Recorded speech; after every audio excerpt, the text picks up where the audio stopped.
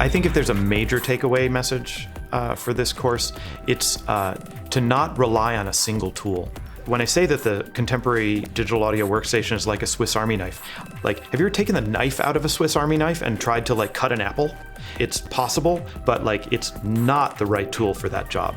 When you know the right tool to accomplish that task, it's good to leave the meta huge environment of a digital audio workstation and open up SoundHack and process something with VariSpeed, or open up Audacity and reverse the sound, normalize it, and export it again, and bring it back into Ableton or bring it back into Logic, because this sort of unitasker, single tool mentality that's developed in audio culture is stifling creativity, and it's making people rely on that software's ability to do that thing. And if you don't push past that, you don't end up making sounds that are yours. You make sounds that software's good at making. And then you don't have your own individual voice, and then you don't have a job, and then what do you do with life?